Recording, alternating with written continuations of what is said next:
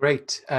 So yes, I think we'll get started. There's still some people joining us, but that's okay. I'm sure we'll have people throughout. We're here for 30 minutes today, and I'd like to welcome everyone to our event today, which is how HR can encourage discipline with empathy. And it's part of our series of events that we've been hosting here in tandem around the concept of HR at the heart. This particular discussion, we're very lucky to be joined by Kevin Empey, from WorkMatters, and we're going to be talking a bit about the higher reliance on self-directed work that we're seeing at the moment, particularly in unpredictable and sometimes chaotic environments, which is making it harder for people to do their jobs. Employees are unprepared and overwhelmed, and in some areas standards may start to slip. But what is the empathetic way to deal with that and to deal with the other knock-on effects of some of the changes that we're seeing in the workplace today? Obviously, we won't go into why all those changes are happening at the moment. We all know the reasons for those changes, but what effect are those changes having on our work environments and the way people work and the way that we manage people that work? So to join us today, we're very, very honored and lucky to have Kevin Empey from WorkMatters to talk us through some aspects of resilience and agility and some other areas that we'd love to discuss with him. And also Aisling Teilhard, who's the CEO of Tandem, who again will bring some insight from years and years of experience in managing change in these environments around HR and change. So I don't want to take up any more time because we have limited time, but as I say, there will be questions at the end. So please ask your questions in the chat box. And just to get started, you can also post in the chat box where you're dialing in from and the company you're with and some of the areas you might be interested in discussing in future events, as we aim to have these events every week for the next 4 or 5 weeks, and a lot of you have already signed up for those events. So without further ado, Kevin, I'd like to hand over to you, and thanks again for joining us. Not at all, Andrew. Not at all. Hello, everybody, and hello, Aisling and Seth, the Tandem team, and thanks for asking me along today. I think it's a great series you're running, and it's just so simple and just very interactive and just a nice space, if you like, for HR folks just to kind of swap some ideas and have some discussions, and that whether that leads to other discussions within their teams, etc. And it's great. So well done. We've been talking, and indeed your first session last week touched on some of these topics about what an acceleration we're seeing in changing work practices and assumptions about work and how work can get done, etc.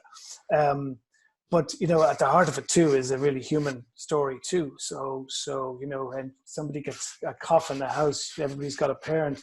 We're looking at the health and well-being of our friends or families, etc.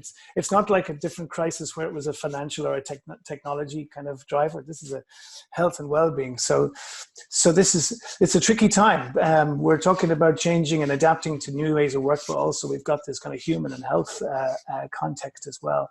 And so we talked, didn't we? I think I can share a screen. I'm just going to do just a couple of little notes, to be honest, a few thoughts, and then we'll get into discussion, if that's okay with you. So hopefully you can see my screen there coming up.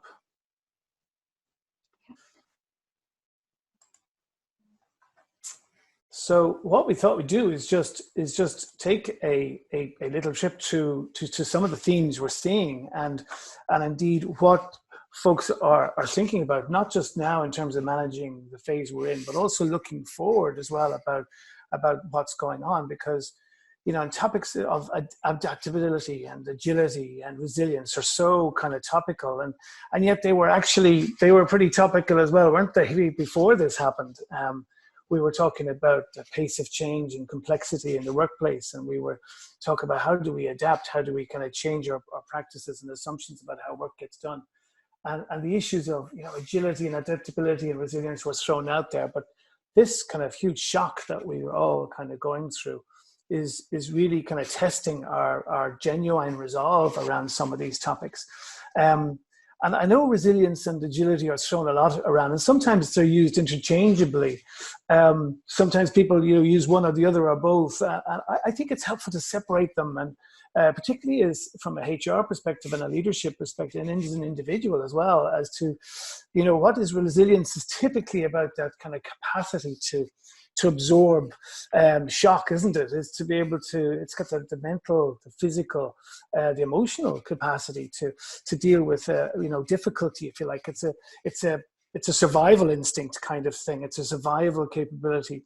I guess like the roots of this tree here, for instance, it looks like they could survive anything, no matter what's thrown at them. But the thriving bit is probably more the agility, if you like, with the concept around, it's more forward looking, isn't it? It's about sensing and responding to what's going on. It's about forward movement and momentum towards making things better and towards making positive change. And should we see evidence of this every day, don't we? I mean, look at the health services right now. To talk about resilience, I think that word is almost overused in description of them, but also their agility. They're able to adapt changing hospital layouts, people going across disciplines that you'd never have expected before, and physiotherapists helping out in ICU, etc., etc.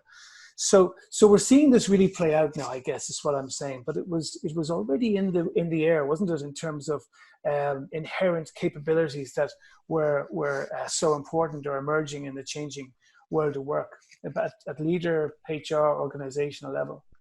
At individual level, I guess it's something, so I'm mixing my metaphors here, but this idea of an athletic kind of approach where the kayaker has a resilience, if you like, to absorb the shock and to get back going again when they're knocked over, strength, and has got a strong core to be able to withstand what nature throws at them.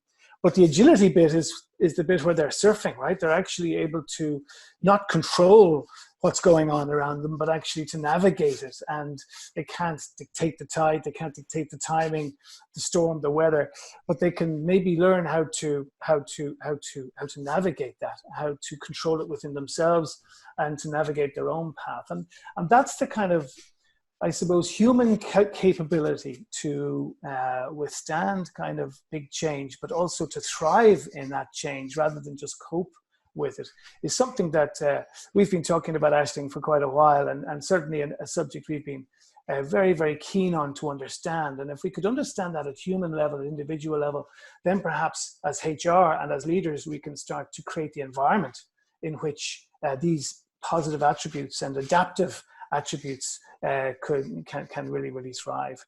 And that's very finally, just from me, is just we looked at this in terms of research over 2 years, and there's a detail there in terms of the white paper. We'll send on the link, but just to give you a sense of what that skill set, that adaptive skill set looks like, we researched about what does this look like in human terms, in behavior terms. What are the observed skills and behaviors that people show in terms of being able to thrive in a disrupted environment, which we can see right now. And look, these are not new to you. These are, but the context of them is this sort of disruption around work, learning mindset, and the whole growth mindset idea, for instance, the change orientation, your resilience to change, your orientation and attitude to change, your ability to be able to get control and to feel that you have control, autonomy, and empowerment, relationship management, that ability to be able to connect, that social capital idea, to reach out and to source others, and of course collaboration, working with others. But by far, if you look at the research, it's very interesting around resilience and around agility. Purposefulness comes up so much, that ability to be able to just steady yourself and to be able to understand what I'm doing, where I'm going, what I'm about, to clarify in my mind what I do, and to self-direct, if you like, and to self-motivate. And what we found in this research was that so many of these things were individually controlled. You had that individual, you did have, if you were able to help people develop the skills that the people had within themselves to be able to do these things, on the right-hand side. But on the left-hand side, there's more social skills. Did depend quite a lot on the environment in which we created at work for people, both as HR and as leaders. So actually, we get into discussion now, but I guess what this is kind of throwing up for me, the current stuff we're going through, is how individually, what are the skills that we individually can adopt to be able to kind of not just withstand the shock, but actually thrive in it. really think that these skills are not just for now, but these are actually future of work skills, basically. There's a level below all the vocational and technical skills, if you like, that we're all so aware of, like digital and everything else. But these are more enduring skills that will help us maybe adapt, not just through this, but into the future, as we sort of return to what we're going to see as more change down the road. And I'm sort of interested too in the tandem view on this, around what we're seeing around creating the environment for this, and creating what HR might be looking to do differently, what leaders maybe think are doing differently. And what we're probably seeing more than anything is this leadership with empathy idea, is that to create the conditions and environment for these skills to thrive, there is quite an interesting, environment and leadership skill set as well to make these things actually happen in the workplace, and to help people self-navigate where they are too. So look, I'm going to stop there and just get into discussion, if that's okay, folks. So somebody else probably has control at this stage. Yeah, I think it's really interesting, Kevin, the points you raise, because I definitely agree that this isn't just a moment of uncertainty that will suddenly become certain when we go back. I think the ambiguity and the resilience and agility needed when we go back to a new economy will be just as needed then as they are right now. But I completely agree with you. I think a new blend of leadership is definitely on the rise, and you're seeing great praise for leaders who are showing that authenticity, that almost servant leadership that's been touted around in some of the research. If you look at, even on a political stage, the New Zealand Prime Minister getting a lot of kudos for the way she's focused on the well-being of her people. She locked them down early. She's managing the crisis exceptionally well. But her communication style is the thing that's being most touted, I think, as being her asset, because she focuses on the well-being of people. And I see it across our client base as well, that the leaders who are coming out and showing authenticity and vulnerability, and even putting it out there, give me some feedback, how we navigate these stormy times. Those are the leaders who are rising and being, more and more trusted over time, and creating that purposefulness and that, collaborative spirit that we so desperately need in agile environments. Those are the leaders who are rising to the top. And I think it really begs the question of what kind of leadership blend we need to create going forward, because leaders who might have relied on things like presenteeism and structure and process, but, of disciplines of the past, it mightn't serve them very well coming back. And I think we need to support them with new tools and processes and new leadership styles to try and orient them for the future, so that they can weather the new storms that are ahead of us. Yeah, no, it's really, and again, I repeat, it's that the backdrop of this is such a human and tragic story. But when you reflect on it in terms of work and business, it is a ginormous experiment, isn't it, in new ways of working. That's what we're all experiencing, and we're experiencing it at the same time. So it's not just like one organization trying something and then finding it doesn't work because the rest of the world is not kind of in alignment. We're all going through this huge experiment in terms of how work gets done, how decisions are made, how performance is measured, who does work, who does the work and where, and old maybe lines of delineation between functions and roles. I was talking to one client the other day, and he was just talking about leaders are checking in with their folks. Are you fully utilized? Fine, great, because we need you to really focus on what you're doing. If you have some utilization, can you spare that with other members of the team who are struggling? And if you're really underutilized, what skills have you got that maybe you would be open to sharing with other functions around the business? So the idea of getting people almost to craft their own jobs, right? And rather than leaders saying, do this, do that, or I've got the answer, or, so I think we've got this great experiment going on, and what you're already beginning to see, even though there's still a lot of pain and hurt and crisis in the air, and more of that to come. And I know everybody's got different circumstances in terms of sector and industry, but certainly aware of several folks who are already beginning to capture what's going on in the world, in the way work is being done right now, that they want to retain. as they go forward, and what work habits and what work behaviors and ways of working would actually support the culture that they were probably already aspiring to before this happened. Yeah. So Yeah. what can they grab onto and hold and capture and sort of use in an experimental way, but support it and help it grow so that it continues. And I think your point about the leadership experiment is probably the most important, because what we're having to do now, we're having to trust our folks, we're having to show vulnerability, we're having to lead in a very different way. And perhaps that's going to be a template for creating the conditions that I talked about earlier for a much more open and collaborative and evolved work model in the future. Yeah, I think it's super interesting what's happening right now. And you see productivity experts coming out going, actually, decision-making cycles could be tightened because people get onto a Zoom, make a decision and get off again. And the politics that might have come around decision-making in the past, those coffee cooler moments, those things that led to some distractions around the decision, they're all gone now because we don't have those opportunities to just meet up over coffee and talk through things and so on. So do you start artificially inducing ways that people can talk, or do you actually take the benefit of actually decisions are happening much faster on Zoom, and maybe there's something to be learned out of that too, that there is times that you go in, craft the future, make a decision and walk away again much more efficiently. But you don't want to lose the synergies that arise from people having those water cooler chats. You don't want to lose those things that come up where people share ideas and bounce off each other.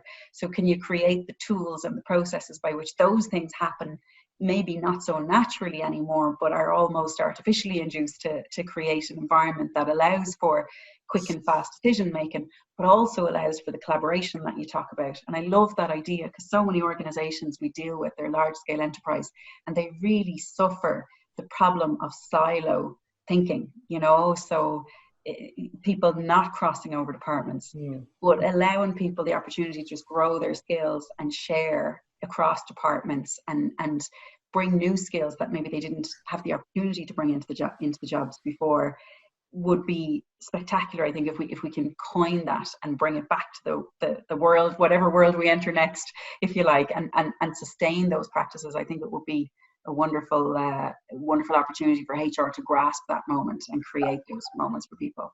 And actually to experiment with these tools, because nobody's going to put you at fault or question, or you're not going to have to go through a 3 or 4 month procurement process to try a tool, right? So I just think of what Tandem's been doing now for a number of years in terms of creating feedback cultures through the tooling that you have, and sort of really supporting that networked culture rather than, communications happening down in silos. And now is the perfect time to be trying these kind of things and to be gathering data as well, in the background, in terms of what kind of interactions are going on and what people are finding useful about something, in real time. Because the other thing about some of these toolings is that we're not all down to a, meetings at 9, feedback at the end of that meeting, and we're giving feedback, and we're all kind of working and logging on and doing different things at different times of the day. So we kind of need these tools to provide the data for both managers and indeed HR to know what's kind of going on in this more remote, if you like, working ecosystem. Yeah, no, and it's interesting, I think, to see people using it as almost a growth and development tool more than ever, which was always Tandem's purpose, was for growth and development. But now that concept has accelerated. We see our customers using it even more so under the growth and development context of, look, we need to give each other feedback about how these things are working for us as a company, for you as an individual, how is everybody getting on? It's almost a combination of well-being and growth combined, if you like.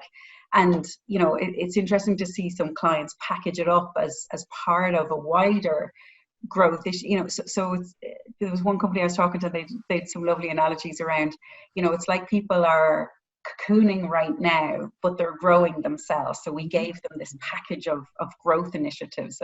Tandem was one of them, but there's lots of other things like learning and development and access to the whole family, not just to the employee themselves. And that lovely idea that we can cocoon and grow ourselves right now to emerge as a bit cliche, but to merge as the butterfly we want to become afterwards.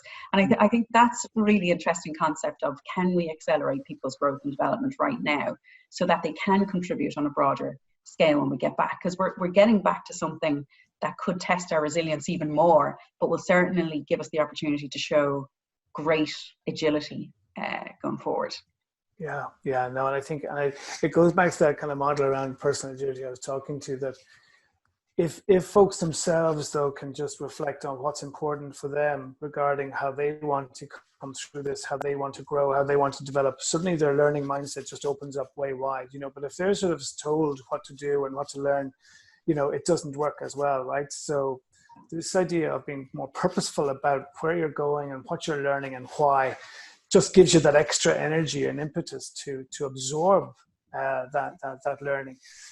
So because the tools, as you say, are now, and HR is finding itself in a position of curating so much of this excellent content and tools that are suddenly coming to the fore. One point too I'd make on the servant leadership, because was, well, the Jacinta Ardern, the New Zealand example is great, and I think she was on recently just saying, just because I lead with empathy doesn't mean that I'm not tough. Or that I don't ask hard questions of people or hold people to account. And I think that's why that servant leadership philosophy or model, and I'll send on some research on it because I think there's some interesting stuff out there on this. It's not soft leadership. It's empathetic leadership, but it's also leadership that's conscious of not just the people and their growth, and making sure that their growth and their development is at the heart of how they serve them. But they're also there to serve the business as well. And so it's servant not just to the individual, it's also serving the business and helping people understand their place in that and how their growth can be aligned with that. And it's this point about when they're leading in a servant way, they're kind of with the person's agenda, with this empathy in mind. That builds the trust and the authenticity and the vulnerability to the point that then you can also have the tough conversation, if needed.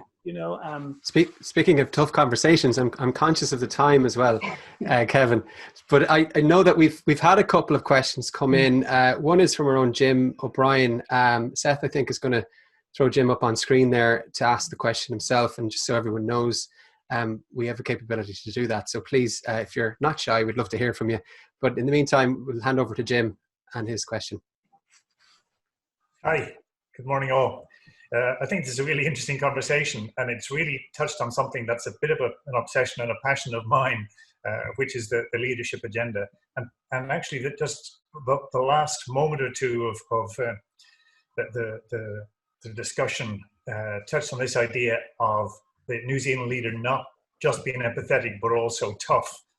And so I'm getting at this idea of companies having this set idea of what a good leader is. And I think they've, over the years, traditionally measured that toughness. They've measured that ability to be kind of directive, to show a traditional form of leadership, which is to set the direction and drive people towards that direction. Do you see, and do you have any, I suppose, confidence or hope, I suppose, that companies will actually start to change the criteria by which they assess not just current but future leaders, that as they're selecting leaders for whatever kind of development process they might be considering, that they will actually start to take into account some of these more empathetic traits? Yeah. Aisling, do you want to go? I'm happy to chip in. Yeah, I mean, certainly we see it very much in tandem, because you have some opportunity to measure the coaching capability of managers. And while there's a lot of clients who wouldn't switch it on day one, a lot of people are excited that over time that becomes almost a stretch for them as an organization to switch it on. It becomes nearly a goal as part of the journey to be able to measure those things when the organization is ready for them. And I think organizational readiness is a big factor here, because I think there's a lot of people who would believe that there's a place to measure more of those softer skills, and that those empathy, well, they're not necessarily softer skills. In many respects, they're harder skills to demonstrate in an organization.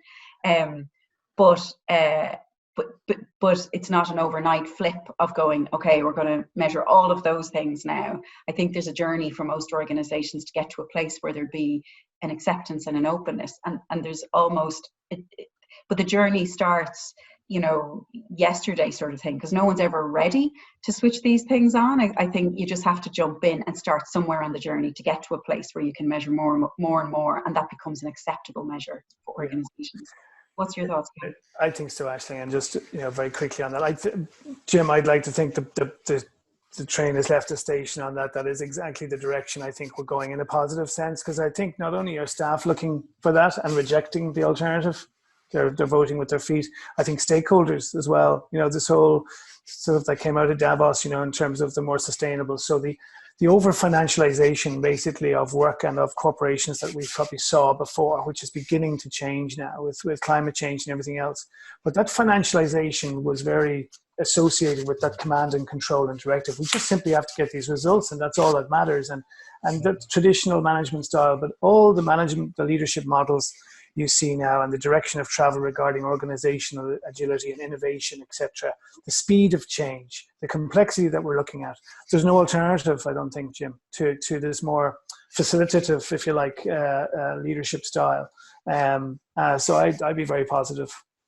Bring it back just to finish up, guys, because we're getting close to the end, but to bring it back to your agility point, Kevin, and agility about looking forward, and resilience being about that reaction to the current state.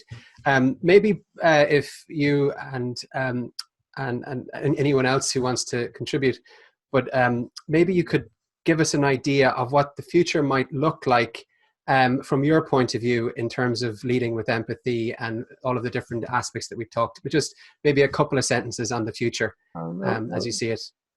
No problem. I guess the current crisis has been a very unfortunate reminder that this whole area of adaptiveness and agility is just now par for the course. It's not really an option because think about the disruptions we had in the last 10, 15 years, not just this one.